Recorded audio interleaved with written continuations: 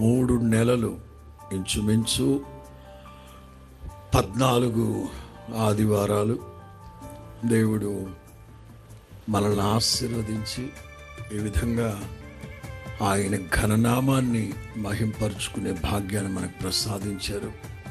మనం ఎప్పుడు అనుకుంటూ ఉంటాం, భక్తిహీనులతో 1000 దినములు గడుపుట కంటే, భక్తిహీనులతో 1000 దినములు గడుపుట కంటే మీ మందిర ఆవరణంలో ఒక్క దినము గడుపుట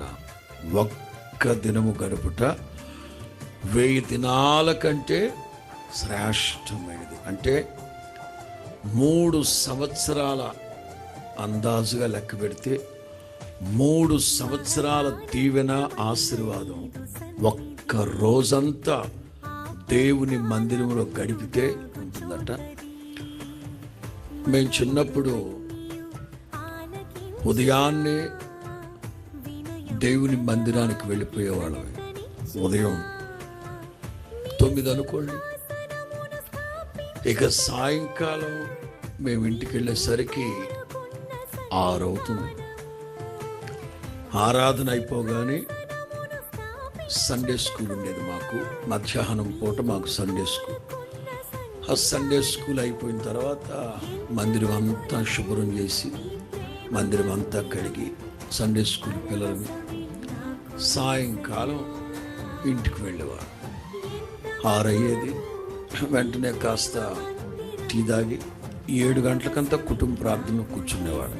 ఇది ఆదివారం దినచర్య. ఇప్పుడు చాలామంది అంటారు, ప్రభుత్వం సెలవిచ్చింది ఒక్కరోజు, ఆ రోజంతా కూడా దేవుని మందిరంలో గడిపేస్తే ఏం బతుకండి బాబిదా. నిజమే, 36 సంవత్సరాలు ప్రభుత్వానికి ఊడిగం చేయట్లేదు, ఉద్యోగం చేస్తూ. చెప్పండి, మాట్లాడుకుందాం మనం. స్తోత్రం చెప్పండి. 36 సంవత్సరాలు 37 సంవత్సరాలు ఊడిగం చేయట్లేదా? అలాగని దేవుని మందిరానికి వస్తే ఏమైనా ఇబ్బందా? లేదే.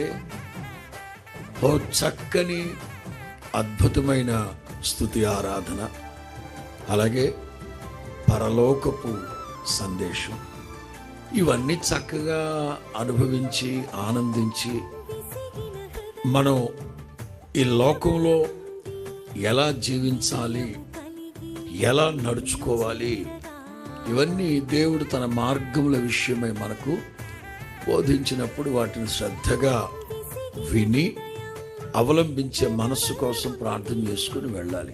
అంచేత గతంలో మనం జాంపేటలో జరిపించేవాళ్ళమే, అది కాస్త ఇప్పుడు దేవుని మందిరంలోకి వచ్చింది. ఆయా సందర్భాల్లో ఆయా సమయాలలో ఒక్కొక్కటి సమకూరి జరిపిస్తూ వచ్చారు దేవుడు.